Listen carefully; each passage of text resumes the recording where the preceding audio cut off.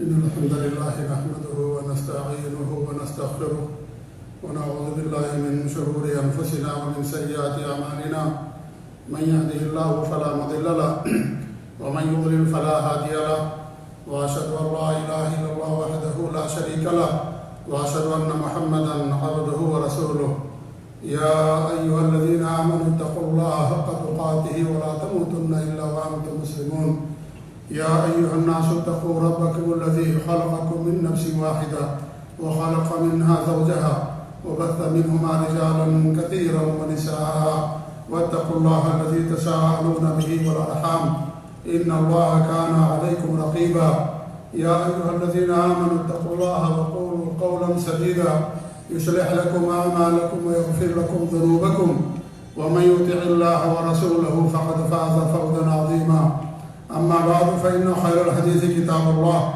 وخير الهدي هدي محمد صلى الله عليه وسلم وشر الأمور محدثاتها وكل محدثة بدعة وكل بدعة ضلالة فأعوذ بالله السميع العليم من الشيطان الرجيم من همزه ونفخه ونفثه بسم الله الرحمن الرحيم يا أيها الذين آمنوا كتب عليكم الصيام كما كتب على الذين من قبلكم لعلكم تتقون وقال رسول الله صلى الله عليه وآله وسلم من صام رمضان إيمانا واحتسابا غفر له ما تقدم من ذنبه أو كما قال صلى الله عليه وآله وسلم. ہر قسم کے حمد و ثنا بڑائی اور بزرگی اس ذات واحد کے لیے ہے جو اکیلا اور تنہا پوری کائنات کا خالق و مالک ہے، ہماری ساری عبادتوں کا مستحق ہے، جس نے اپنے فضل خاص سے، اپنی رحمت سے، اپنے احسان سے رمضان کا یہ بابرکت مہینہ عطا فرمایا۔ معزز بھائیوں، دینی ملی ساتھیوں، بزرگوں اور دوستوں، رمضان کا مہینہ پا جانا یہ اصل نہیں ہے، یہ تو اللہ تعالیٰ کا نظام ہے۔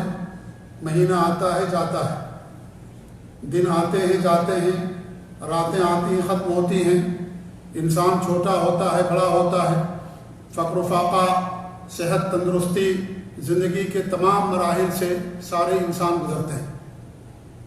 اس مہینے کا پا جانا یہ اہم نہیں ہے، اصل یہ ہے، اہم یہ ہے اس مہینے کو پا جانے کے بعد اس مہینے سے فائدہ اٹھانا، اس کی برکتوں سے، اس کی رحمتوں سے، انعامات اور اکرامات سے فائدہ اٹھانا یہ اصل ہے۔ ورنہ یہ مہینہ تو سب کو ملتا ہے، ایک کافر کو بھی یہ مہینہ ملتا ہے، ایک منافق کو بھی یہ مہینہ ملتا ہے، ایک فاسق کو بھی یہ مہینہ ملتا ہے۔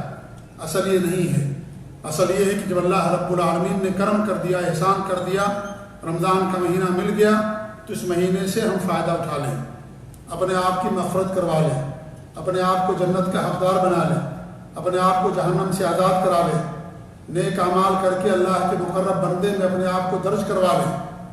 یہ اصل ہے۔ اللہ نے روزہ فرض کیا ہے، روزے کو عربی میں صوم کہتے ہیں۔ کیا مطلب ہے صوم کا؟ صوم کا مطلب کیا ہے؟ اس کو جاننا ہمارے لیے ضروری ہے۔ نہ جاننے کی وجہ سے لوگ کوتاہیوں کا شکار ہے۔ صوم عربی لفظ ہے، صوم کے معنی ہوتے ہیں رک جانا یا اپنے آپ کو روک لینا، اسے صوم کہا جاتا ہے۔ لغت کے اندر ڈکشنری میں صوم کا معنی ہے رک جانا یا اپنے آپ کو روک لینا۔ کس چیز سے روک لینا؟ کس چیز سے رک جانا؟ گناہوں سے، برائیوں سے، برے اعمال سے نہیں۔ یہ مطلب نہیں ہے روزے کا کہ انسان اپنے آپ کو برائیوں سے بچا لے، انسان اپنے آپ کو گناہوں سے بچا لے، یہ مطلب نہیں ہے۔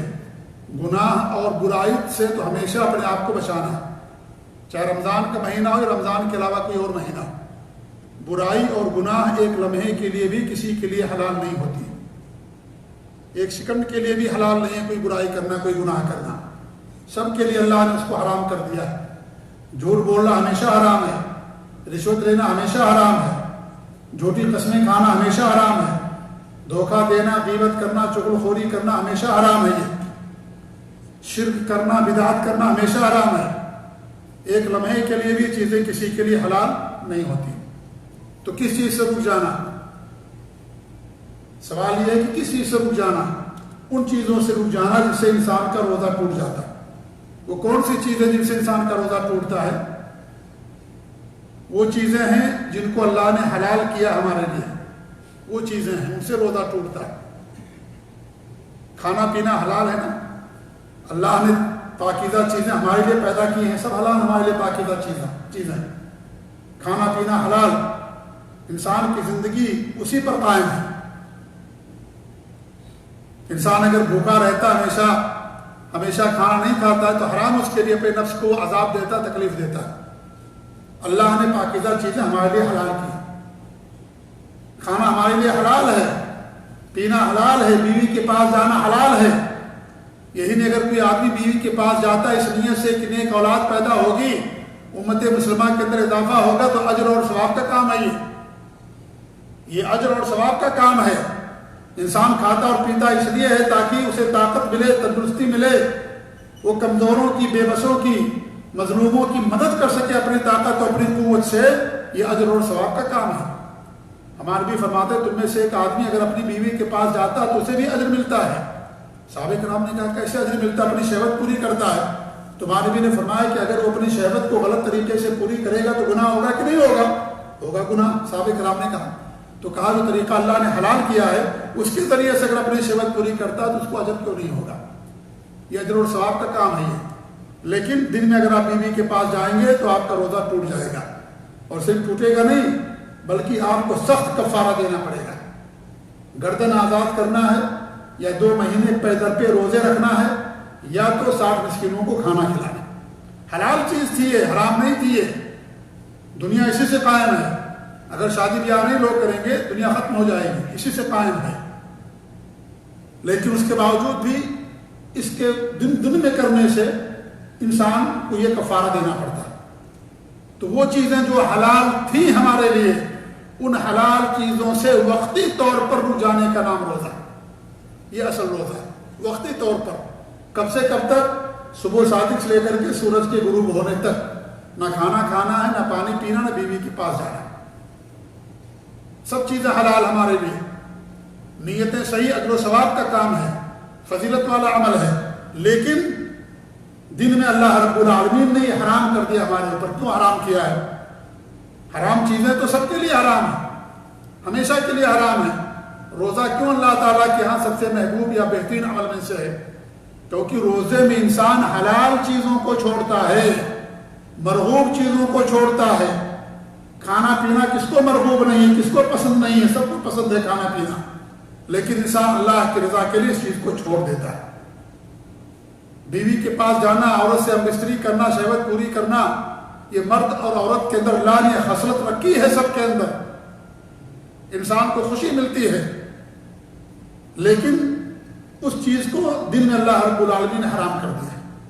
تو حلال چیزوں کا کرنا وقتی طور پر وہ ہمارے لیے حرام کیا گیا. حرام چیزوں کا چھوڑنا تو ہمیشہ کے لیے حرام. اس کا رمضان سے کیا تعلق ہے بھائیو؟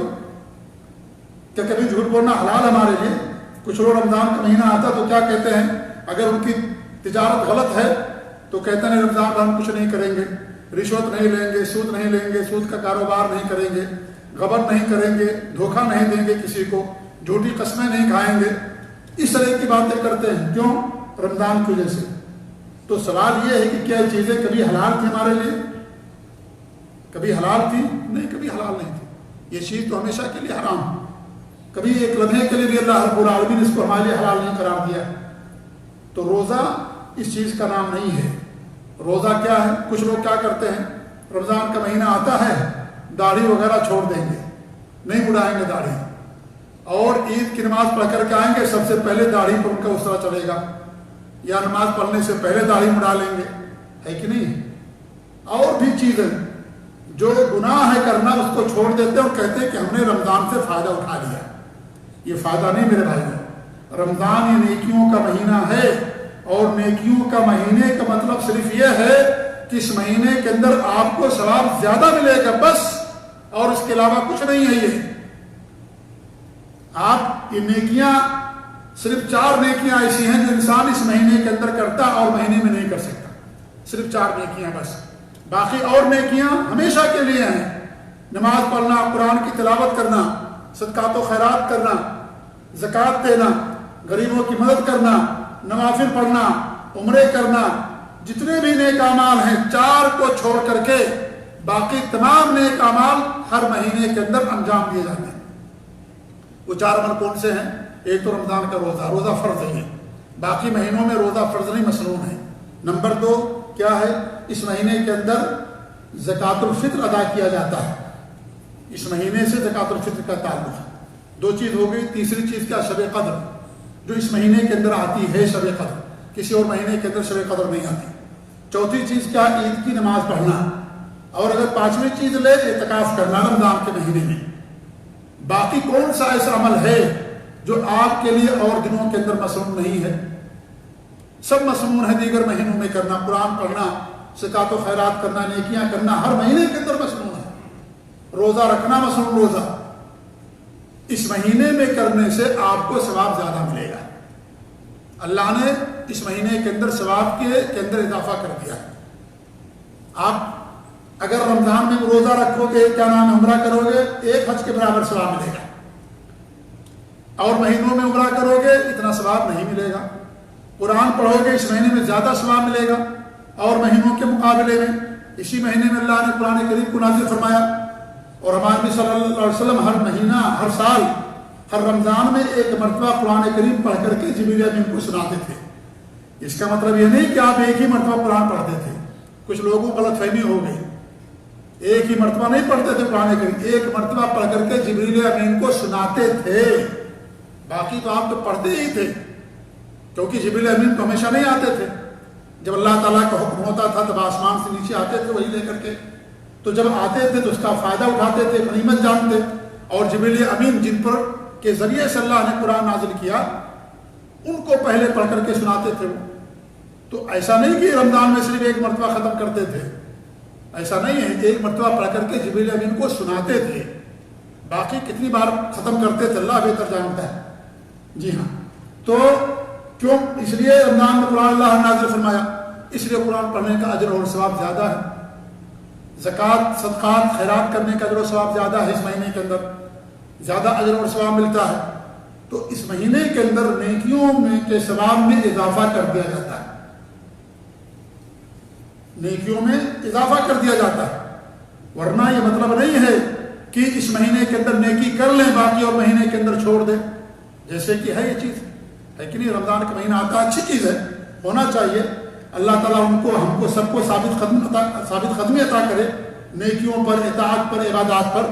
رمضان کے مہینے میں دیکھیے مسجدیں آباد فل ہو جاتی ہیں، الحمدللہ، اچھی بات ہے، خوشی کی بات ہے، یہ بہت اچھی بات ہے، ہونا چاہیے۔ لیکن سوال یہ ہے کہ کیا ماہ سے رمضان ہی سے متعلق ہے؟ کیا نماز رمضان کے بعد نہیں ہے؟ نماز تو ہمیشہ کے لیے ہمارے اوپر فرض ہے، ہمیشہ کے لیے فرض ہے نماز، ایسا نہیں کہ نماز رمضان کے مہینے میں ہمیشہ فرض ہے۔ تو کچھ لوگ کیا سمجھتے ہیں کہ رمضان ہی نیکیوں کا مہینہ ہے، نیکی کر لیں ایک مہینے میں خلاص، اس کے بعد 11 مہینہ کریں نہ کریں کوئی مسئلہ نہیں۔ کچھ لوگ یہ سمجھتے ہیں نیکیوں کا مہینے کا مطلب، نیکیوں کے مہینے کا مطلب صرف یہ ہے جو میں نے بتایا آپ کو کہ نیکیوں میں ثواب زیادہ ملے گا۔ ایسا نہیں کہ نیکیاں اور مہینے کے اندر ختم ہوگی ہمارے اور آپ کے لیے، ایسا نہیں ہے۔ نیکیوں کا دروازہ اللہ نے ہمیشہ کے لیے کھول رکھا ہے۔ تو میرے بھائیوں، یہ ہے اصل رمضان روزے کا مطلب، کہ وہ چیزیں جو اللہ نے حلال کی ہیں آپ کے لیے وقتی طور پر ان کو چھوڑ دینے کا نام روزہ ہے۔ گناہوں کے چھوڑ دینا ہمیشہ ہم سے ضروری ہے، نیکیاں کرنا ہمیشہ ہم سے مطلوب ہے، فرض اور واجبات ہمیشہ اللہ نے پر واجب کر دیے ہیں، ان کا ماہ رمضان سے کوئی تعلق نہیں ہے۔ یہ اصل ہے میرے بھائیوں روزہ۔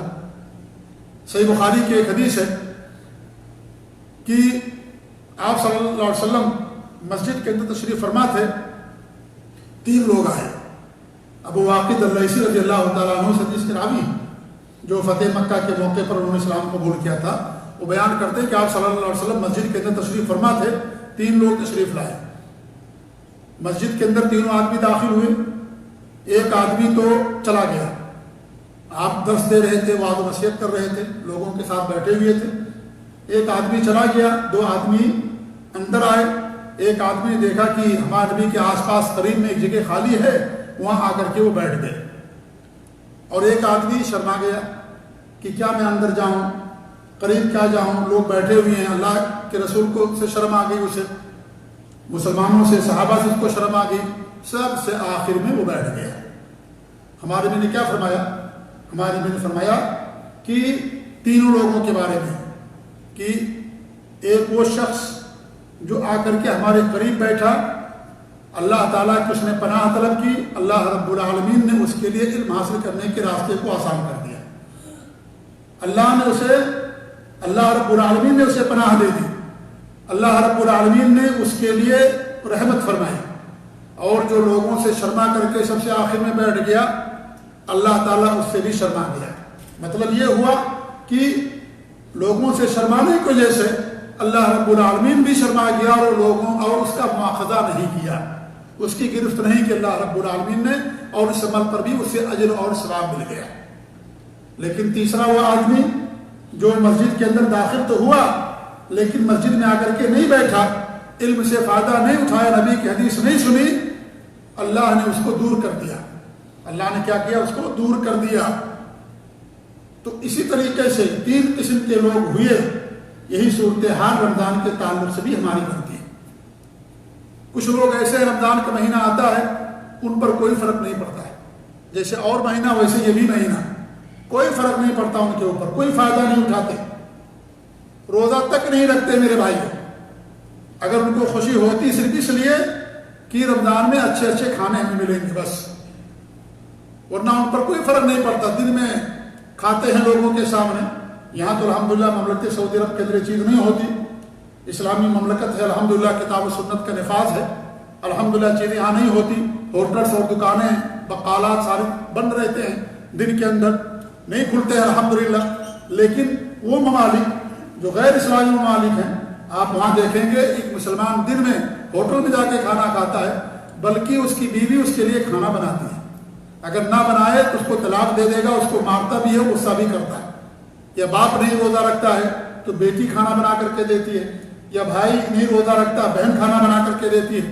اتنی بے شرمی ہوتی ہے کہ ایک تو روزے دار ہیں، ان سے کھانا بنواتے ہیں ہمارے ملکوں کے اندر۔ اس طرح کی صورتحال ہمارے ملکوں کے اندر رائج ہے، کوئی فرق نہیں پڑتا اس کے اوپر، دن دہاڑے بیڑی سگریٹ پی رہا ہوتا ہے، پان کھا رہا ہوتا ہے، اور ایک دم دین سے مکمل طور سے اعراض، کوئی فرق نہیں پڑتا۔ رمضان کا مہینہ آیا گیا، اس کو کچھ نہیں، نہ مسجد سے واسطہ، نہ قرآن سے، نہ دین سے، نہ عبادت سے، کسی چیز سے اس کا کوئی واسطہ نہیں، اور اس کو کچھ فرق نہیں پڑتا ہے کہ رمضان آیا، اس کو پتہ بھی نہیں چلتا کہ رمضان کا مہینہ آ گیا۔ اس طرح کے لوگوں کی زندگی ہمارے معاشرے کے اندر ہوتی ہے۔ کچھ لوگ ایسا ہوتے ہیں جو الحمدللہ اس کا فائدہ اٹھاتے ہیں، اور نیکیاں تو ہمیشہ کرتے ہیں، لیکن اس کے اندر اور زیادہ چستی کے ساتھ کرتے ہیں، کیونکہ اجر اور ثواب زیادہ ہے۔ تہجد پڑھتے ہیں جماعت کے ساتھ، ان کو اور زیادہ اجر و ثواب ملتا ہے۔ تراویح پڑھتے ہیں جماعت کے ساتھ، ان کو اجر و ثواب اور زیادہ ملتا ہے۔ اور دنوں میں بھی پڑھتے ہیں، یا اگر نہیں پڑھتے تو کم سے کم نوافل کا جماعت کے ساتھ اہتمام کرتے ہیں، اور اس مہینے کا فائدہ اٹھاتے ہیں، اور اپنے گناہوں کو معاف کرواتے ہیں۔ اللہ تعالیٰ اس رمضان کے بابرکت مہینے میں لوگوں کو جہنم سے آزاد کرتا ہے، ہماری گردنیں آزاد ہوتی ہیں، سب سے زیادہ اسی مہینے کے اندر ہوتا ہے۔ ہر رات اللہ تعالیٰ لوگوں کو جہنم سے آزاد کرتا ہے، پوری رات ہوتی ہے چیز، ایسا نہیں کہ آخری عشرے میں، جیسا کہ کچھ لوگ سمجھتے ہیں کہ پہلا عشرہ رحمت کا ہے، دوسرا عشرہ یعنی دوسرے 10 دن مغفرت کے ہیں، اور تیسرا 10 دن 10 راتیں کیا ہے، 10 دن جہنم سے آزادی کے۔ ایسا نہیں ہے، پورا مہینہ رحمت کا، پورا مہینہ مغفرت کا، پورا مہینہ جہنم سے آزادی کا مہینہ۔ اس کے تعلق سے جو حدیث بیان کی جاتی ہے وہ حدیث بالکل صحیح نہیں ہے کہ اس کا پہلا عشرہ رحمت، دوسرا عشرہ مغفرت، تیسرا عشرہ جہنم سے آزادی کا، ایسا کچھ نہیں ہے، بلکہ پورا مہینہ اللہ کی رحمتیں نازل ہوتی ہیں، اللہ کی برکتیں نازل ہوتی ہیں، اللہ مغفرت کرتا ہے، لوگوں کو جہنم سے پورے مہینہ آزاد کرتا ہے۔ یہ عشرات میں تقسیم کر دینا اللہ کی رحمت کو تقسیم کرنے والی بات ہے، اللہ کی مغفرت کو تقسیم کر دینے والی بات ہے، ایسا نہیں ہے۔ اللہ رب العالمین پورے مہینے لوگوں کو جہنم سے آزاد کرتا ہے۔ تو یہ خیر و برکت کا مہینہ، اس سے انسان فائدہ اٹھاتا ہے، اس سے انسان کیا ہے،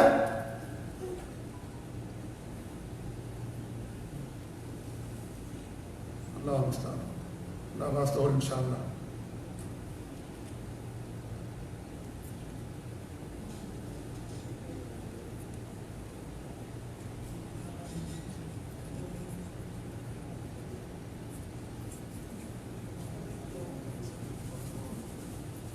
اگر اسپتال لے جاؤں اسپتال لے کر کے جائیں بھائی، کوئی مسئلہ نہیں ہے۔ اللہ تعالیٰ ان کو شفا عطا فرمائے، اللہ تعالیٰ ان کو صحت درست عطا فرمائے۔ آپ سب لوگ ہمارے بھائی کے لیے دعا کریں، اللہ تعالیٰ ان کو مکمل صحت عطا فرمائے، شفا عطا فرمائے۔ اللہ تعالیٰ ان کو ہر مرض سے محفوظ رکھے، اللہ تعالیٰ ان کو ان کی عمر میں برکت عطا فرمائے، اللہ تعالیٰ انہیں تمام پریشانیوں سے مصیبتوں سے ہمیں ان کو سب کو اللہ تعالیٰ محفوظ رکھے، اور اللہ رب العالمین ان کو درجات میں بلندی کا ذریعہ اور سبب بنائے۔ اللہ تعالیٰ ان کو صبر دے، اور اللہ رب العالمین ان کو اس مرض کے ذریعے سے اللہ تعالیٰ ان کے درجات کے اندر بلندی اور ان کے درجات کے اندر اضافہ فرمائے، آمین رب العالمین۔ تو میرے بھائیوں، اسی پر اپنی گفتگو ہم ختم کرتے ہیں اس دعا کے ساتھ کہ اللہ تعالیٰ ہمیں اس رمضان کے بابرکت مہینے سے زیادہ سے زیادہ نیک اعمال کرنے کی توفیق دے، اور اللہ رب العالمین ہم سب کی حفاظ فرمائے، اور اللہ رب العالمین سب کو نیکی پر قائم رکھے، آمین۔ بارک اللہ علی ولکم فی القرآن العظیم ونفعني وإياكم بالآیات والذکر الحکیم، انہ تعالی جواد کریم غفور رحیم۔